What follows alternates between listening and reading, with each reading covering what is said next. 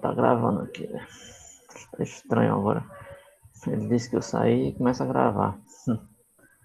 Tudo bem.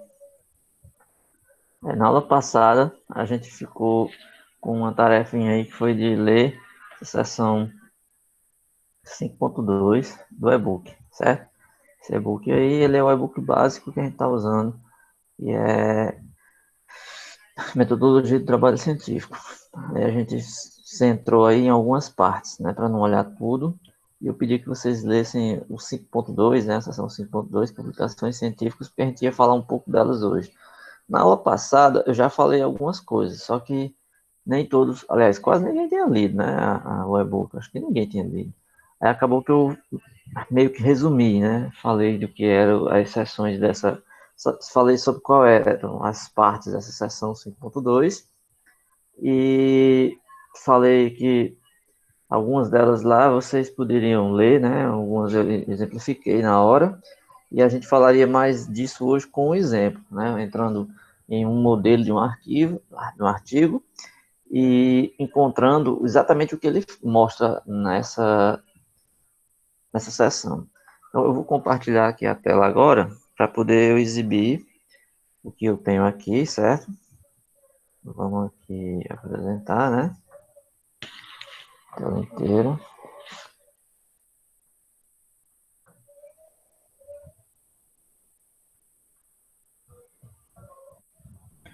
Agora, vocês devem estar vendo aí que eu estou apresentando. E eu vou mostrar duas coisas. Primeiro, vocês estão vendo aqui que é a seção do e-book. Publicações científicas, ponto 2, que vai da página 158 e finaliza na próxima seção, 5.3, que é na página 168. Clicando aqui, nós podemos ver que nós temos a seção 5.2. Eu mencionei um pouco elas na aula passada, né?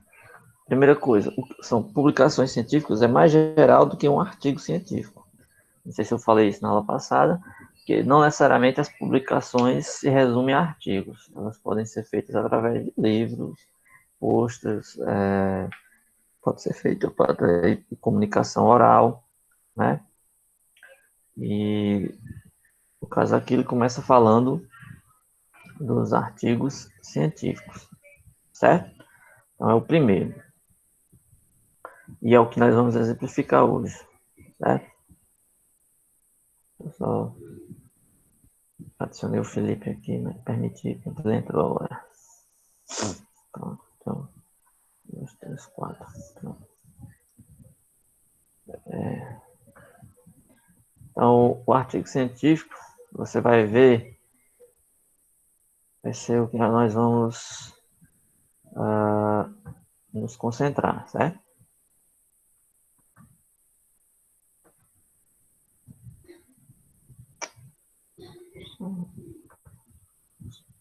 Minha chata, rapaz. A coisa fica aparecendo no lugar onde eu quero clicar. E aqui vai retornar a videochamada. Eu quero descer o slide, esse negócio fica aqui no meio da minha seta.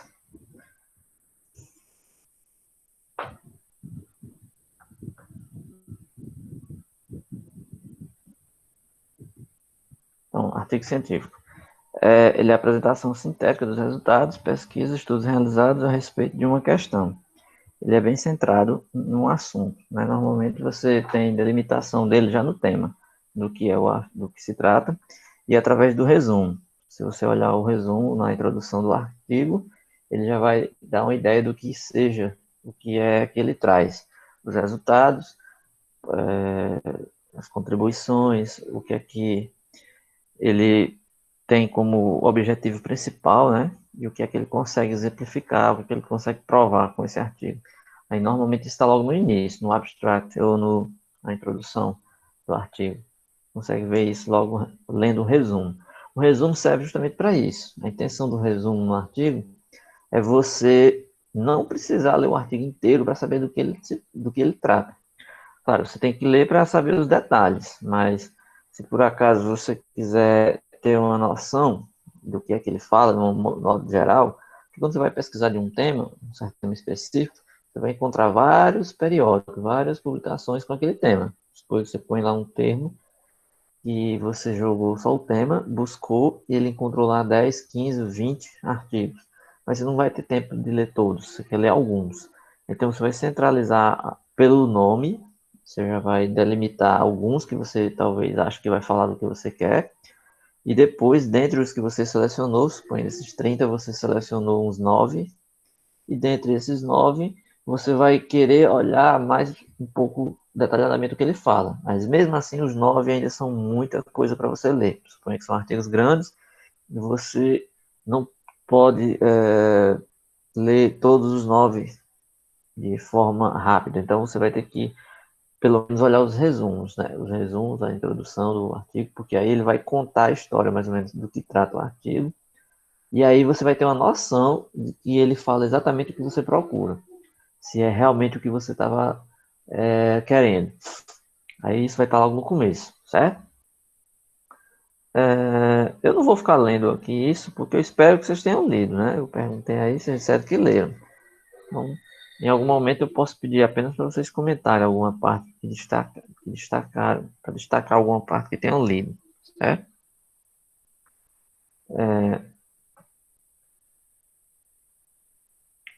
Tem umas coisas que ele fala aqui antes, que eu queria só mencionar, como nesses dois últimos parágrafos aqui.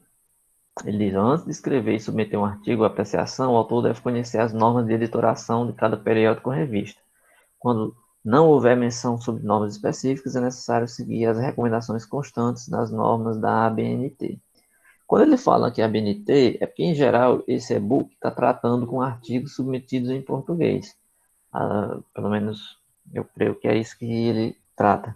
Porque normalmente, às vezes, você vai se adequar à norma de alguma associação que de repente não seja igual à da brasileira, né? Por exemplo, se você pegar um artigo em uma revista regida pelas normas americanas, você pode ver que pode haver uma diferença ali nas citações, pode ter uma diferença nas referências, então tem que saber primeiro em qual associação, né, você vai estar sendo regido para que aquela revista tenha aquelas normas que você tem que obedecer. Mas, no geral, isso é simples, porque as revistas elas já dispõem de um template, um modelo. Então, nesse modelo já tem todas as normas de recuo, de parágrafos, de citação, de referências, todo um modelo pronto, que você só vai precisar tirar os dados do modelo e incluir os seus. Então, se for o caso da Associação das Normas Técnicas, a Associação Brasileira, a BNT de Normas Técnicas, você vai ter que olhar se o artigo já tem essas normas no seu template, no seu modelo. Suponha-se que não, suponha-se que você vai mandar para um local que não tem lá o template, mas não, assim, não tem o template, mas tem informando que são as regras da BNT. Então, o que você faz? Você vai lá num livro que você deve guardar, um e-book como esse ou outro, que fale quais são as normas para a BNT. O que tem que ficar ligado é porque, às vezes, essas normas mudam com o tempo. Tipo, tem que saber qual é a regente atual. Às vezes, você pode estar olhando um livro que fala dessas normas da BNT e esse livro pode estar desatualizado. De repente, ele tem 4, 5 anos e nesses 4, 5 anos houve mudanças e você tem que estar adequado à última alteração, ou seja, que for a vigente. Certo? Ok.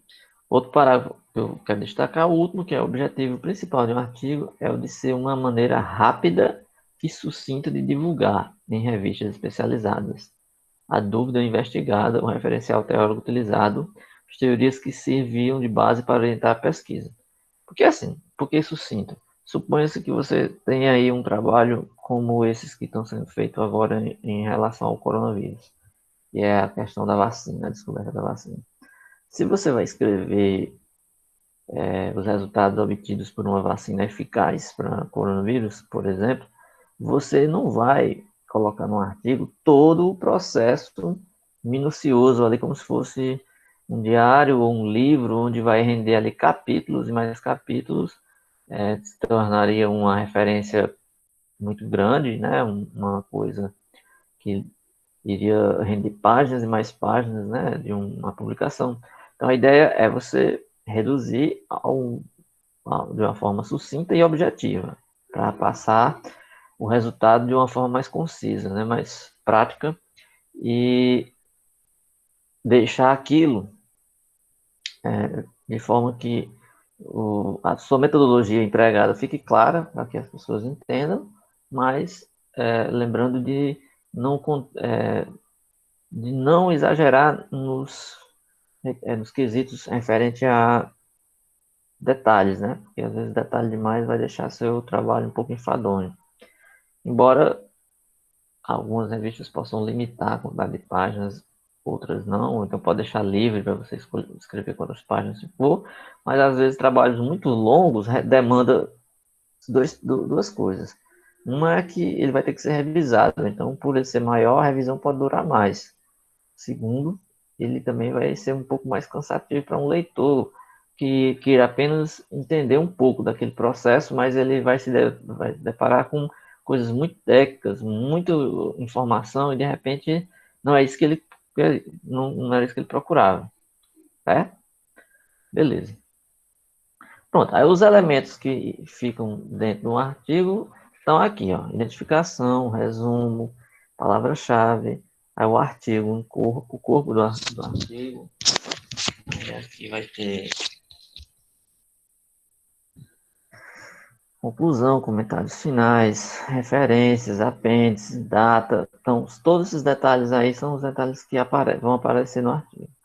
O item B é um paper. Eu falei na aula passada sobre o que era o item B. Paper é um pré-print, que a gente chama. E é um artigo que ainda não está revisado, vamos dizer assim. Aí hoje eu vou falar disso. Vou mostrar do item A e o item B. Tá certo?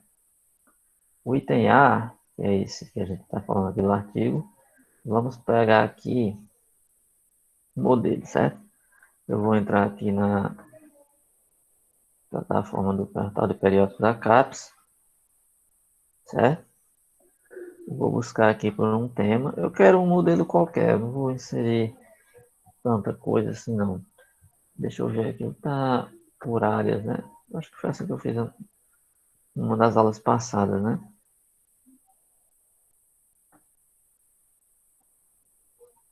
Estão vendo a tela, né?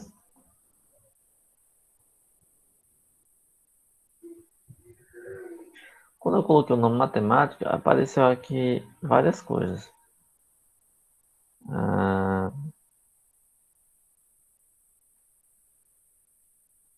Vamos pegar um aqui que está completo, né? Ó.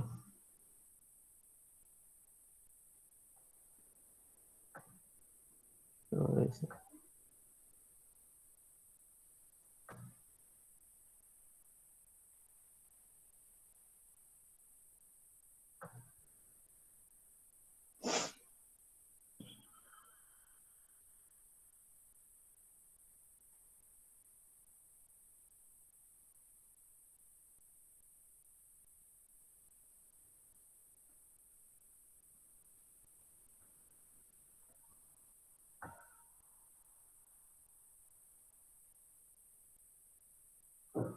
Estão vendo, né? Vocês estão vendo isso que está aberto?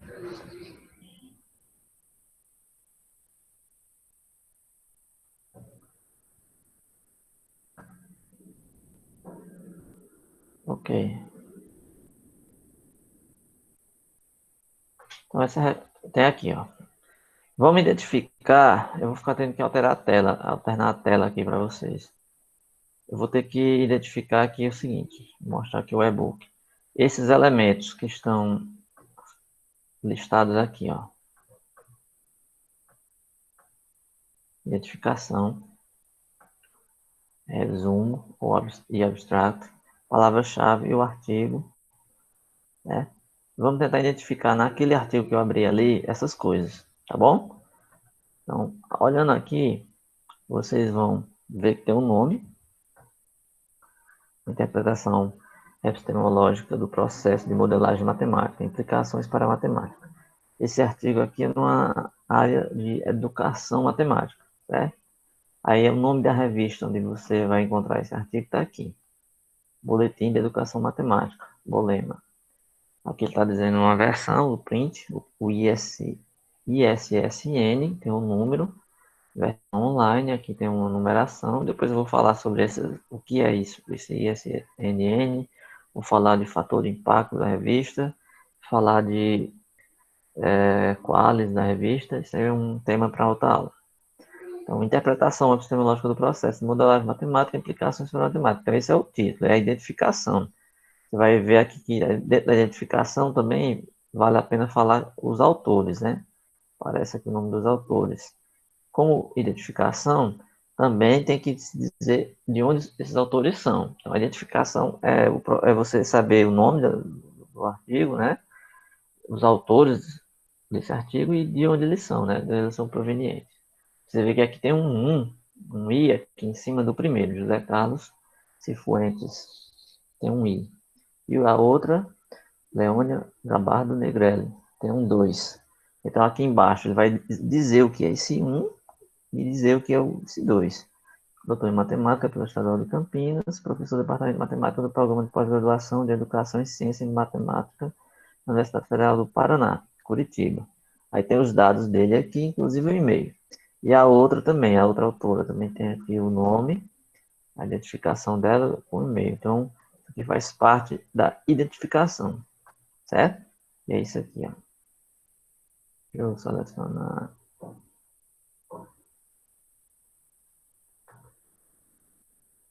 Identificação, certo? Opa. O título do artigo, o nome do autor, sua qualificação profissional, acadêmica, o que faz, local de trabalho, sua titulação acadêmica mais elevada. Lembrando que, não necessariamente, todos os artigos têm que ter o mesmo modelo, certo? Então, não é... Eu estou mostrando um modelo lá, a gente pode abrir outros. Vai existir artigos onde você não vai ter tudo isso. Vai ter artigo que só vai ter o título, o nome do autor e talvez dizer de onde ele é, mas não vai dizer a qualificação, onde é que ele trabalha, né? E a sua titulação mais elevada. Não vai dizer se ele tem um doutorado, se ele tem mestrado, coisa do tipo. Então, nem todos têm esse padrão. Coincidentemente, esse que eu abri agora tem. Diz tudo isso aqui, né? Ele diz o nome do autor, diz a qualificação profissional, acadêmica, né? Fala o que é o local de trabalho e titulação. Esse, coincidentemente, teve isso. Vamos a outra coisa, resumo e abstract, certo? O resumo e abstract. Nesse aqui, também nós encontramos, certo? O resumo, que é na língua, no caso deles, que é português, né? Tá aqui o resumo. Então, o resumo, como eu falei, ele tem que ser sucinto, falando diretamente sobre o que é que trata esse artigo.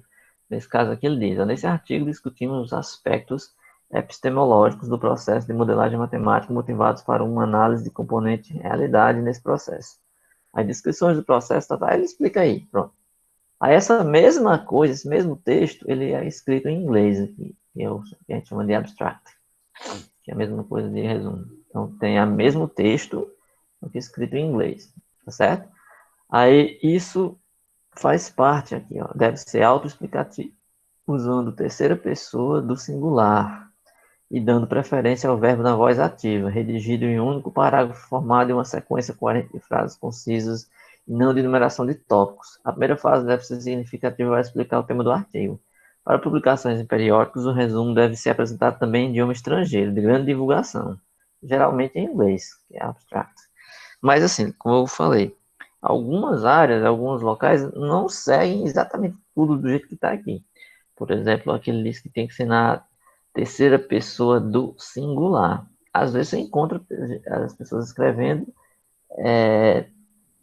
não na terceira pessoa do singular. Às vezes você encontra pessoas escrevendo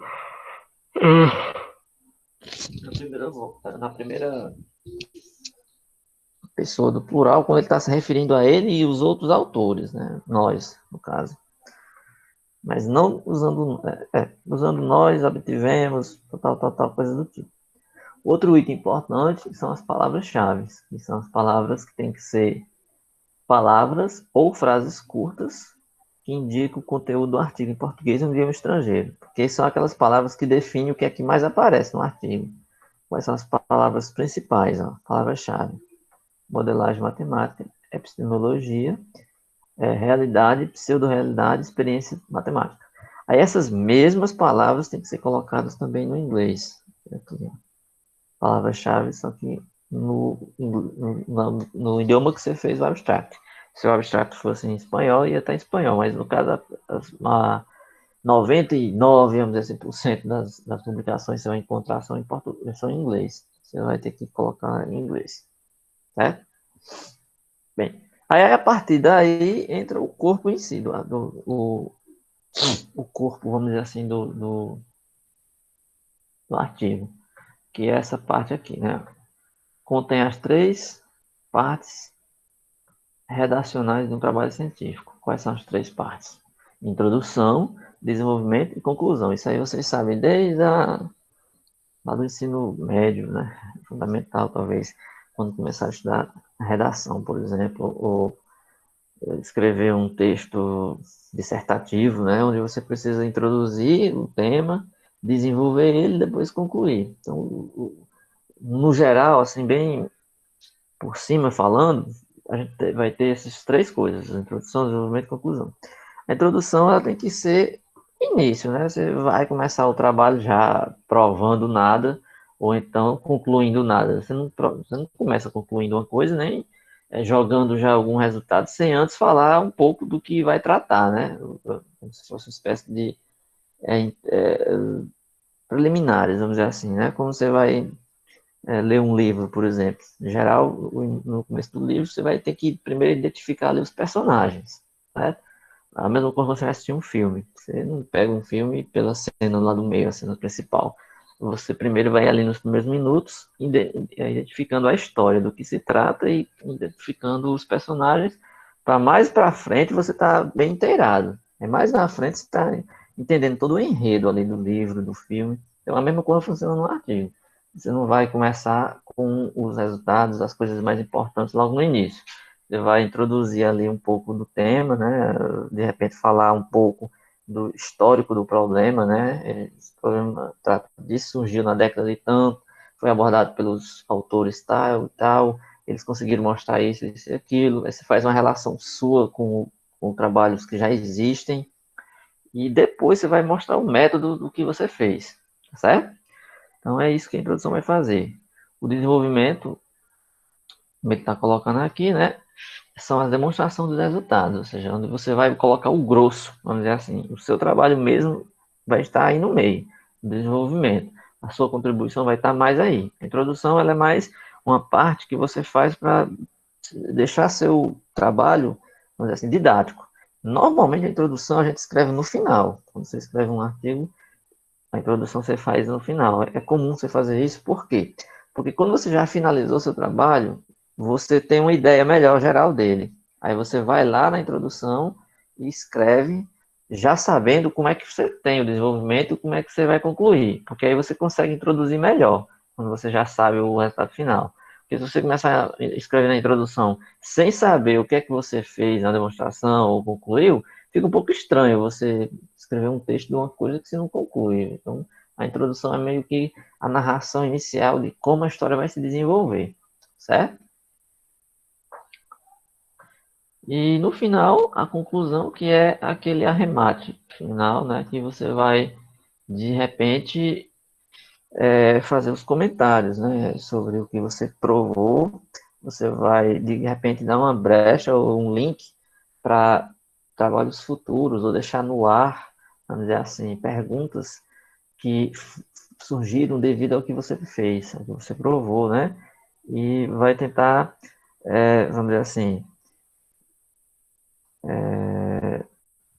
fazer menção no seu resultado com a contribuição. Foi que você contribuiu, o que é que esse resultado contribuiu em relação ao tema que já é esse tema já existente. Qual foi a sua contribuição? Aí você vai colocar isso aí no final, quando você estiver concluindo. Certo? Aí ele diz aqui, o corpo do trabalho pode ser dividido em quantos itens forem necessários, de acordo com o trabalho elaborado. Vamos voltar para esse exemplo, certo? Então, aqui colocou uma seção 1, certo?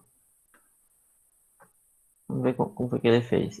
Esse aqui, ó, tem a seção 2, 3, 4, 5, 6, 7. E no final tem umas referências. Tá? Então significa o quê? Significa que ele encerrou aqui no 7. Então, esse 7 aqui, certamente, onde ele fez a conclusão. Só uma observação. Quando você está falando de um trabalho científico como esse, um artigo assim, você não precisa fazer que nem aqueles trabalhos que a gente faz lá na escola ou na faculdade. Escrever um capítulo com nome introdução, outro com nome desenvolvimento e um com nome conclusão. Você não precisa fazer isso. Às vezes você coloca um com nome introdução, mas nem isso é obrigatório, né? Dependendo do modelo que você está fazendo. Essa introdução ela já entra no próprio texto inicial. Assim, a seção 1 que ele colocou aí, certamente é a seção que ele vai falar um pouco da ideia geral do problema, né? Ele vai começar ali. Essa introdução, às vezes, ela pode se resumir a alguns parágrafos. De repente, ele quer introduzir ali, faz 1, 2, 3, 4 parágrafos, e nesses parágrafos ele vai considerar como sendo a introdução do trabalho, certo? Então, você vai dividir seu trabalho do jeito que você quiser. Você acha que vai dividir em 5 sessões porque fica mais didático? Beleza, faz 5. Se achar que só 3 é o suficiente, 3. Achar que faz 10, 10. Então, se quiser fazer subseções dentro das sessões, também pode fazer. Uma sessão que é muito grande, você acha que é melhor dividir em duas? Então, vou colocar subseções. Porque, de repente, de uma sessão para outra muda um pouco o tema. Aí, mudando a sessão, então você modifica um pouco em relação à anterior, mas vamos supor que a anterior você ainda queria colocar alguma coisa, então mas só que não como seção, você põe como uma subseção, certo? Aí no final, você tem referências, apêndices e anexos. Nesse artigo aqui específico que eu estou mostrando hoje, ele não tem anexos, nem tem apêndice. Ele termina aqui com as referências. Ó. Tá aqui com as referências. Aqui, como ele é online, esse artigo aqui foi submetido a uma revista online, ele diz aqui quando foi que ele foi enviado. Ó, submetido em outubro de 2010, aprovado em janeiro de 2012. Ó, acontece muito isso. Às vezes tem artigos que você termina, submete, e às vezes você vai ser aprovado só depois de 1 ano, 2, 3. Já vi casos até de 5 anos, por exemplo. Na matemática pura isso é muito comum. A gente termina o doutorado, às vezes não tem seu artigo ainda submetido. Aí você às vezes submete e tem que esperar ainda até que ele seja aceito e publicado. No meu caso, né?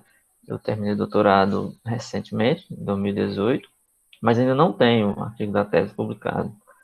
Aí, na matemática pura, em geral, a quantidade de artigos que você produz é baixa, porque normalmente você demanda muito tempo até você fechar um artigo assim, por da própria natureza da matemática pura.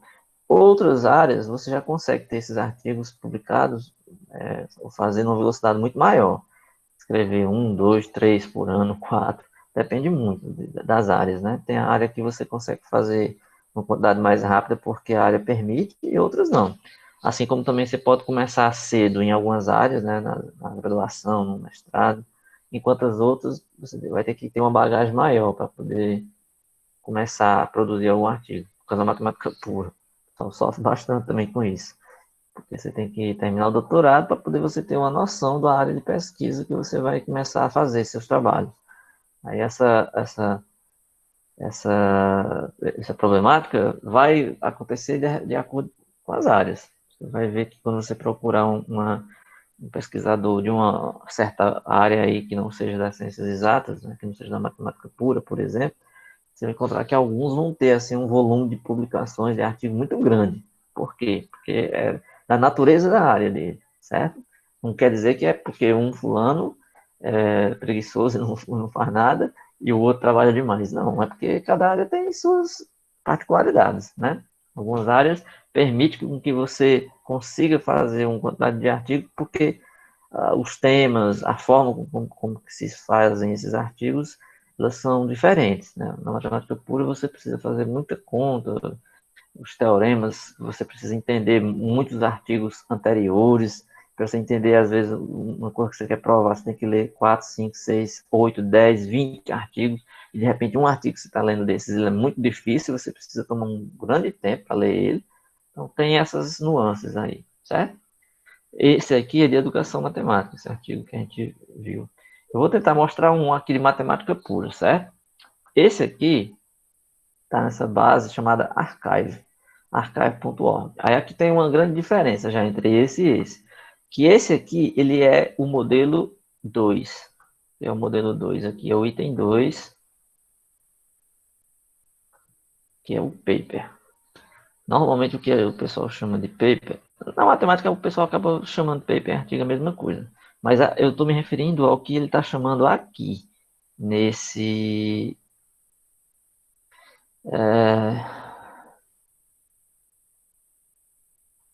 Deixa eu só ler aqui uma coisa.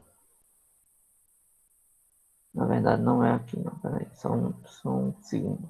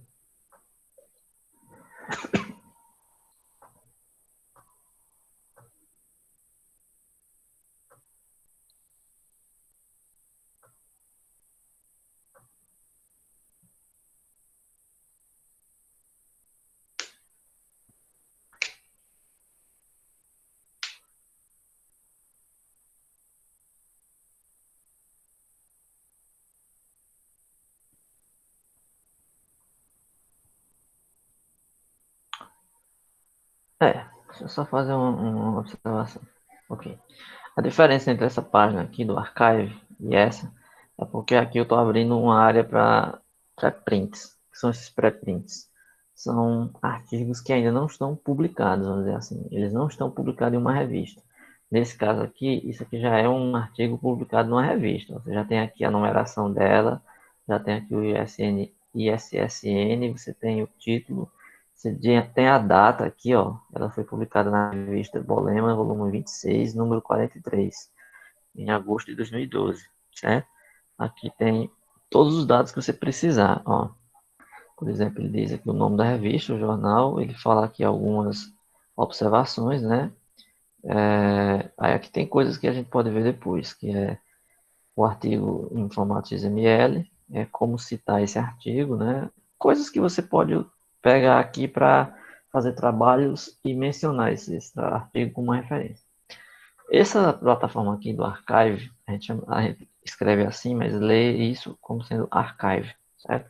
É uma área de pré-prints, quer dizer que você posta aqui, mas seu trabalho ainda não está publicado numa revista.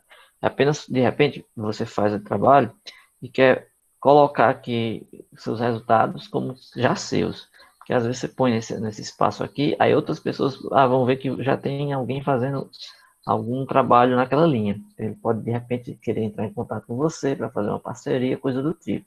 Ou então para você demarcar o território, vamos dizer assim. Você dizer que aquela área é uma área que você está pesquisando e que você já fez. De repente, se daqui a uns meses surgir outra pessoa querendo fazer o mesmo trabalho, ele vai descobrir por aqui que você já estava fazendo. Claro, alguns pesquisadores, algumas pessoas acham que isso pode ser uma forma de alguém ler o artigo que não está publicado ainda e acabar se apossando dos resultados para tentar fazer. Isso é um risco, não sei, mas isso é de cada um, né? Pensar se isso pode acontecer, se não pode. Aí aqui tem as áreas, ó. Física, matemática, computação, tem biologia ativa, estatística, engenharia elétrica, sistema, economia e tal, tem muita coisa aqui. Aí aqui você vai, eu vou abrir um de matemática, né? Vou abrir esse aqui, geometria diferencial, que é da minha área. Pronto, aí aqui são os que foram lançados hoje. Essa plataforma eles mostram diariamente, dia a dia, os artigos que foram, os pré-prints que foram colocados aqui. Por exemplo, hoje é quinta-feira, 1º de outubro de 2020, aí você tem aqui esses aqui, ó. Tem esse primeiro, tem esse segundo aqui, tem esse terceiro, né? Aí você vai olhando. Teve 7 hoje. Tem dias que tem 2, tem dias que tem 1, mas em compensação tem dias que tem muitos, tem dias que tem 20, 30. Então, depende muito, né? Eu vou abrir um aleatoriamente aqui, tá certo? Eu vou abrir esse segundo aqui, ó. Ele tem a versão PDF, PS e outro formato. Depois a gente vê isso. Abrindo essa versão em PDF, ele já vai mostrar aqui o PDF. Aí o que é que acontece? Aqui ele tá com, ele já vem com a marca d'água, ó. Ele tem um nome, o ano, archive, vai colocar uma numeração aqui, né? E uma data. Ele deve ter colocado ontem, saiu online hoje, ó, 30 de setembro de 2020. Aí veja que tem um nome, ó, mesmo não sendo exatamente igual a os modelos das revistas, mas são parecidos em algumas coisas. Nesse caso aqui, ó, ele tem o título, tem o nome, a identificação, tem o abstract, mas o abstract para ele é o resumo.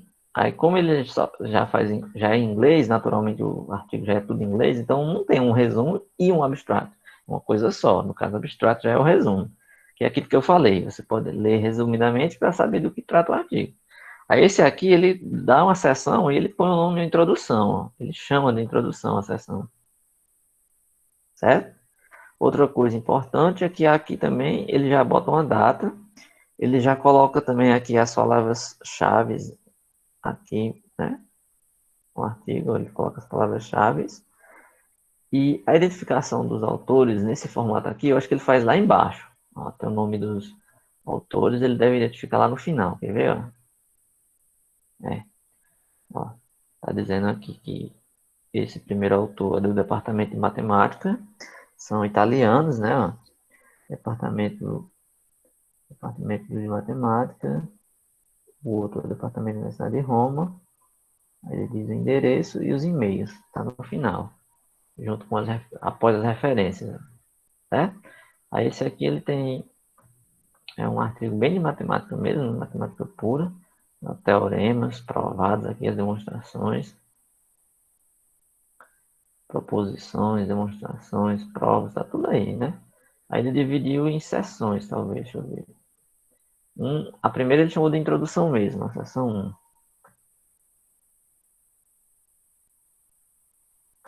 Para aumentar para vocês verem melhor.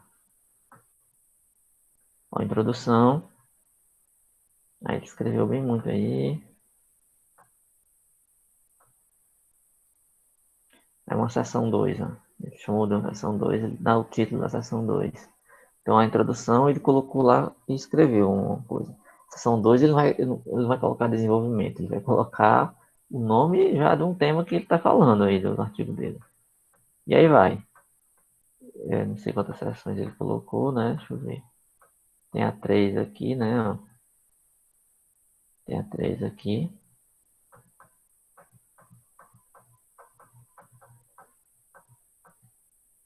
E aí vai. Eu não vou olhar tudo isso não, porque aqui é só para exemplificar. Só um modelo. Então, isso aqui é um pré-print. Quer dizer, que ainda não foi submetido a uma revista, ou pelo menos não foi revisado ainda. Pode até ser submetido. De repente, como ele colocou aqui no archive ontem, suponha-se que ontem ele enviou para a revista. Mas até a revista responder a ele pode demorar. Pode levar aí 6 meses, 7 meses, a revista dizer, olha, recebemos seu artigo, estamos revisando. Tem um erro aqui. Aí, enquanto ele não recebe esse retorno, ele acha interessante colocar numa plataforma de pré-print. Aí colocou aqui. Certo? Não sei se vocês assistiram ontem a minha apresentação no canal, eu falei lá do Overleaf e falei que lá no Overleaf tem uma plataforma de submeter para alguns lugares. Aí, esse aqui, né, o Archive, é um dos lugares onde o Overleaf você pode digitar um artigo e submeter para cá, para colocar no Archive, dependendo da área que você quer. Só que antes você tem que abrir aqui você tem que entrar aqui no Archive e se cadastrar primeiro, né? Se você não tem cadastro, você precisa ter um cadastro, porque senão você não vai conseguir submeter. Porque na hora que você for submeter lá, ele vai pedir seu login, sua senha. Se você não conseguir entrar, não vai dar certo. Agora, obviamente, você pode mandar qualquer trabalho também, não. Ah, eu fiz aqui um trabalho e quero mandar para o archive. Você tem que ter cuidado. Porque você não vai escrever qualquer coisa e jogar aí, não, porque apesar de não ser um artigo formal, mas o pré-print dá a ideia de que você está fazendo um trabalho ali inédito e que quer publicar em algum lugar. Então, você tem que ter cuidado com o que você vai mostrar. Certo? Beleza. Deixa eu perguntar uma coisa a vocês agora. Vocês leram realmente, né, o livro, né? Então, se vocês leram, vocês devem saber que nessa sessão, eu pedi para ler a sessão toda, certo? Que nessa sessão aqui não fala só de artigo e paper. Depois ele vai falar de outros aqui, certo?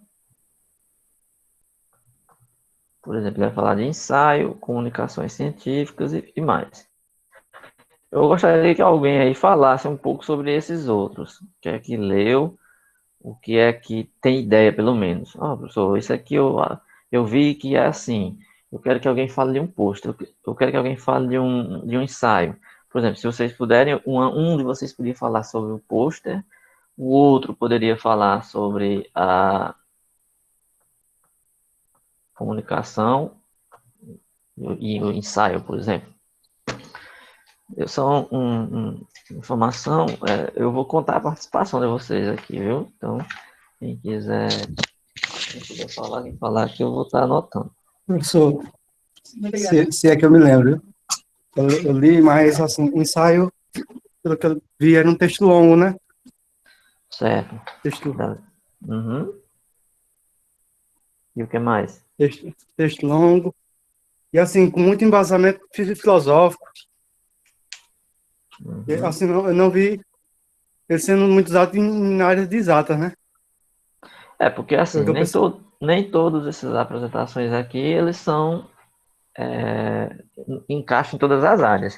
Como a gente está falando de metodologia de trabalho científico, eu não gosto de ficar fixado somente às nossas áreas, né? Porque você vai sair do curso sabendo um pouco como é que funciona a sua área, mas você tem que ter pelo menos uma noção de como são as outras também, né? Então, assim, eu não gosto de focar só na nossa, porque às vezes você vai sair da faculdade, da turma de metodologia, achando que a única metodologia que existe é aquela. Então, aí você tem que ter uma noção geral de que esses artigos, em umas áreas podem ser de um jeito, mas tem outras áreas que de repente existe trabalho de outro tipo. Uma prova disso são uma coisa que eu vou falar, que também vale a pena para nós, é sobre a plataforma Lattes, que é do currículo Lattes, que a gente faz no meio acadêmico. Lá, quando você vai preencher o currículo Lattes, existe um monte de coisas que você pode pontuar, vamos dizer assim, você pode colocar lá de dados. Aí existe ensaios, eu acho que existe artigos, existe organização de evento, existe trabalho, resumo expandido, apresentação oral, participação em eventos. Então, de acordo com a sua área, com o seu trabalho, você vai colocar lá na seção correspondente, certo? Então, se na matemática pura os ensaios não são muito comuns, mas vão existir áreas que isso vai ter muitas, vamos dizer assim, vai ter muita participação, né, em outras áreas. Pode falar, mas Professor, pode falar. É o eu me Romilson, né? lembro, não me lembro de muito assim, porque eu não li, já faz uns 2 dias que eu li. Mas até onde eu me lembro, acho que a comunicação científica é uma informação nova, uma pesquisa, desculpa, uma pesquisa feita nova, ou então é uma coisa que vem para fazer alguma crítica em cima de algo que já tinha, que já exista. Eu acho que é mais ou menos isso, né? Eu gravei isso aí, Certo. É. da comunicação científica. Uhum. Certo. É. Em algumas linhas gerais, é importante você fixar algumas informações. Pra você pelo menos ter uma ideia, né? O que eu queria que vocês saíssem era com a ideia de pelo menos de cada uma delas. O texto principal aqui, o objetivo principal com esse texto que eu pedi para vocês, é para vocês conseguirem identificar alguma diferença. Por exemplo, se você um dia falar dessa palavra, comunicação científica, o que é que vai lembrar você? Aí eu gostaria que vocês lembrassem de alguma coisa em relação a isso. Vou lembrar que isso uma informação de tal forma, por exemplo, normalmente elas aparecem em congressos, né, de tal forma que você vai exibir os seus resultados de uma certa forma particular, certo? Então, obviamente, como comunicação científica, você tem que estar informando alguma coisa nova, atualizada, vamos dizer assim, do problema. Você não vai comunicar algo que já é conhecido há décadas ou anos. É sempre, em geral, coisas novas, mas não de uma forma escrita formalmente como os artigos, né? De uma maneira um pouco mais específica, diferente. Alguém mais? Alguém aí sabe dizer como é que é um pôster? O que é um pôster?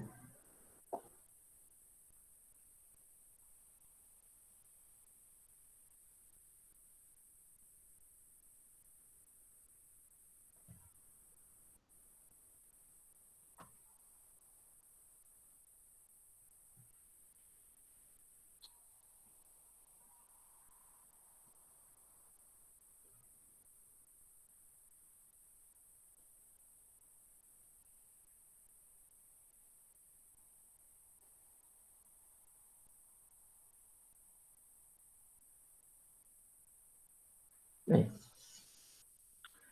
acho que todo mundo aí já viu, por exemplo, quando tem a semana de iniciação científica, quando tem esses eventos, você vê aqueles banners pendurados nos corredores da universidade, em algum lugar, né? Todo mundo aqui já deve ter visto isso, não já? Então veja só o que é que diz aqui sobre o pôster. Nesse tipo de apresentação, o assunto estudado ou pesquisado é estruturado na forma de um cartaz determinado para sessões científicas. Sua apresentação é menos formal que a oral. Usamos mais o meio visual e, consequentemente, para muitos é menos intimidatório. Algum de vocês já apresentou algum post alguma vez na vida?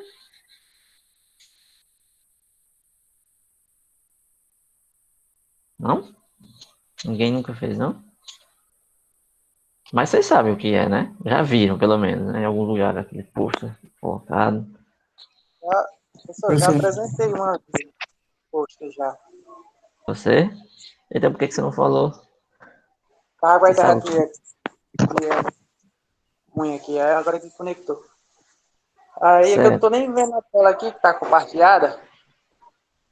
Eu Professor, compartilhei a seção 5.2. Aí eu pedi que vocês falassem um pouco desses itens que estão aí, já que eu falei bastante do artigo e do paper. Aí eu perguntei o que é que vocês poderiam dizer sobre os outros formatos. O Davi, ele falou sobre os ensaios, né, o que seriam ensaios, pelo menos o que ele lembra, né, do que seria ensaio da leitura dele. E o Romilson se lembrou de comunicação científica, ele falou alguma coisa sobre isso. Aí eu pedi para alguém dar uma ideia do que seria um pôster, né? Se alguém já fez, se alguém já tinha apresentado, como é que era, se sabia dizer alguma coisa. Como você já apresentou, então você deve saber o que é. Você poderia dizer alguma coisa? Foi nesse post a gente apresentou, a gente colocou quase todo o trabalho nele, né? Introdução, desenvolvimento, algumas pesquisas, alguns gráficos referente ao conteúdo que a gente explicou. Foi até numa disciplina do primeiro semestre que eu paguei. Aí foi uma apresentação que a gente fez até ali no corredor da UCA. Eu sei. Aí você apresentou oral, tipo, alguém veio e pediu para você explicar alguma coisa sobre o pôster? Veio sim. Alguns professores e alunos também. Certo. Porque E foi vou um colocar trabalho aqui. em grupo. Certo. Ó, vou colocar aqui na tela. Você vê minha tela? Só vejo a tela que está o senhor mostrando. Não tem a tela compartilhada. Você não vê o PDF que está aberto, é isso? Não, vejo não. Ah. É porque eu abri aqui, não sei se você está com o computador aí, se você pode abrir. O e-book que eu pedi para vocês lerem, no geral era para você estar com eles também na hora da aula, né? Mas aí você Pô, poderia foi sem querer, olhar celular. nessa Aí tá parte onde está o pôster. Olha aí onde está, se você tiver com ele próximo, tiver acesso àquele e-book, olhe na página, acho que é 166, onde tem aí o que é um pôster, tá certo? Aí ele fala, certo. dizendo justamente isso que você falou aí. Normalmente os posts são apresentados de uma forma oral, quando alguém, assim, a comunicação principal dele é o que está escrito, porque às vezes você deixa ele exposto lá e você não está nem lá. Aí alguém passa e olha e lê ali o que é. Então, por isso que ele tem que estar resumido, mas de uma forma que alguém possa ter alguma noção. Uma pequena introdução, um rápido desenvolvimento, uma conclusão, e se der certo ainda uma bibliografia, uma referência. Tem que ser impresso num formato que dê para você pendurar num canto que as pessoas possam ler. Tá certo? Tá certo. Alguém mais quer falar alguma coisa sobre algum desses modelos que tem aí ainda? Eu anotei aqui, o Davi Leandro falou, o Ramilson e o João Vitor. Quero mais a participação de vocês nessas aulas. Vocês são muito passivos, né? Ficam muito só ouvindo falar e às vezes eu tenho a sensação, eu não tenho a certeza de que vocês estão acompanhando a leitura, se vocês estão realmente fazendo os trabalhos. Porque assim, a gente vai fazer aí algumas aulas e eu vou deixar algumas atividades para fazer e vou cobrar por essas atividades, né? Por exemplo, tem gente que ainda não participou até hoje, nenhuma dessas aulas. Aí na hora de eu colocar a frequência fica difícil a gente avaliar para aqueles que não estão participando. Quem está participando das frequências, eu tenho aqui as frequências e na hora de colocar a frequência, quem não está participando da live, alguns não estão participando dos encontros. Diziam que pela falta de internet, alguns, mas agora você tem a justificativa. Algum de vocês está usando o chip da universidade? Já foi entregue? Você já conseguiu pegar? Alguém de vocês aí está usando? Eu vi o pessoal solicitando, não sei se já conseguiram ou não. Eu sei que já, Tá com chip. algumas pessoas eu sei que solicitaram. Eu tenho alunos que solicitaram e que eu sei. Mas eu não sei se eles já receberam, já estão usando. João Vitor, você ia dizer alguma coisa? Não, é porque eu não solicitei, porque eu já tenho acesso à internet. É só hoje que ela tava meio assim, meio ruim, aí eu não tava Entendi. conseguindo. Tá bom. É porque, por exemplo, nós temos aqui na nossa turma em torno de 10 alunos. Aí eu tenho uns aqui que nunca aparecem nos encontros, né? E ainda tem uns que estão devendo lá. E tem uns que estão devendo atividade. Aí, como a gente está querendo encerrar, eu estou querendo ver essas pessoas aparecerem, né? E participarem. Aí, nessa fase final agora, eu vou estar contabilizando tudo quanto é atividade que a gente tem feito. Aquelas que vocês compartilharam comigo, que amanhã eu vou mandar uma mensagem no grupo cobrando os que não enviaram. Eu vou ter que querer falar com eles, os que estão devendo. Amanhã eu vou fazer essa tarefa. E já vou deixando as tarefas para que vocês façam para eu fazer, ter as notas, né? Eu vou deixar uma tarefa lá no Google Sala de Aula que eu também vou deixar aqui, certo? Essa tarefa vai ter a ver com o e-book, com esse e-book aqui, ó. Essa é a continuação desse e-book que nós estamos aqui, certo? Assim como vocês leram essa sessão, eu vou agora passar para uma outra parte, certo? Onde vocês vão ler também, tá certo? Agora vocês vão ler e vão fazer uma coisa. Que coisa é essa? Vou postar amanhã no Google Sala de Aula, tá bom? Então, eu vou encerrar a aula de hoje, mais ou menos uma hora, certo? De aula, quase uma hora, eu acho. E a gente também vai voltar a usar o Overlift. Não sei que vocês participaram da live de ontem, a live que a gente fez ontem falando do Overlift, quem não assistiu, entra lá no canal Papo Matemático, ela tá lá, certo? Vocês podem entrar e assistir, porque lá eu falei de coisas que eu ainda não falei na sala de aula, na apresentação, certo? Dê uma lida, ou aliás, assista lá, porque nós vamos usar agora um pouco mais o Overlift daqui uns dias. Na próximo encontro, eu ainda vou falar um pouco do e-book, desse e-book aí, e de outras coisas relacionadas a publicações, artigos científicos e trabalhos do tipo. Mas também já vai ter a ver com a tarefa que eu vou deixar amanhã.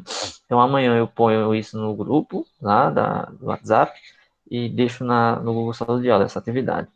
E a frequência de vocês todas aqui já está registrada pela própria gravação. Então amanhã eu vou pedir para falar com o pessoal que está em atraso. E é isso, por hoje é só. Próxima semana a gente se reúne de novo. Boa noite. Até lá. Boa noite, professor. Boa noite, professor. Boa noite.